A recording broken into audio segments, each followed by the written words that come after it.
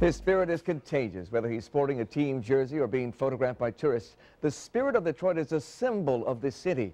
But did you know the statue is in need right now of some serious repairs? Fox 2 problem solver Amy Lang with more on what's being done to save Detroit's spirit.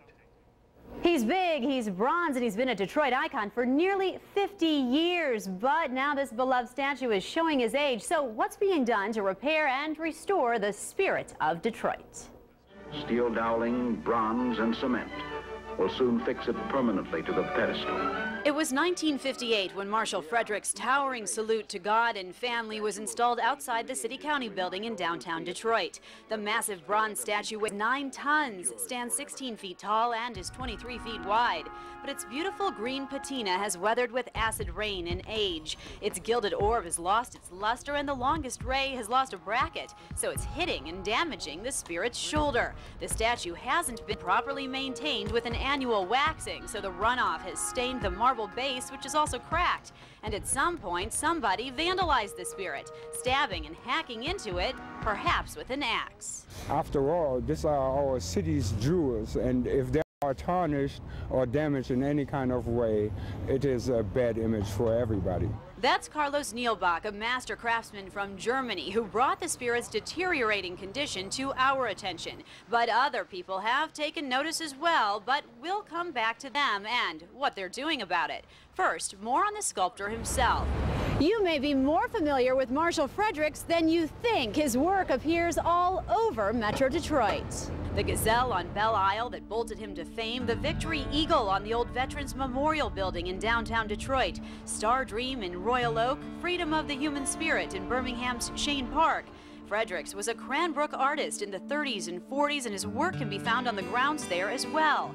Fredericks died in 1998 at the age of 90. Well, he was the most popular sculptor in Michigan when he was alive. He had over 500 commissions, and he was deeply beloved. Mark Coyer, the director of Cranbrook Archives, was a friend of Fredericks, and he says the artist's work deserves the utmost respect.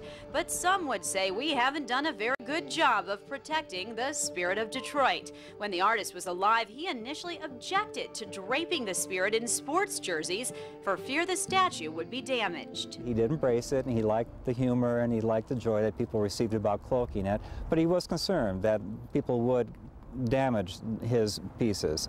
So I'm sure he would like Detroiters to appreciate it, to use it in the way that it is being used, but also to take steps to ensure that it's kept in good repair. So what's being done to correct and protect the spirit in the future? A plan is in the works. I think the impression was that the statue will more or less last forever, and that's really not true with public art, particularly exposed to the elements as we are. In December, the Detroit-Wayne Joint Building Authority did hire Venus Bronze Works to complete a survey on the statue, but an assessment won't be complete until the end of the month.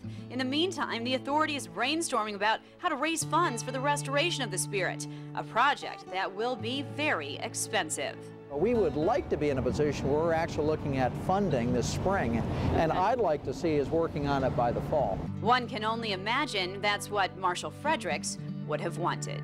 We have a responsibility, I think, to somehow leave the world a little better than when we came into it. And here on its marble base, the statue will stay through the ages to remind all who see it that the spirit of Detroit endures forever. The project is expected to cost more than $100,000, and the Joint Building Authority is looking for contributions, hopefully some big donations. For more information on how you can help, log on to myfoxdetroit.com.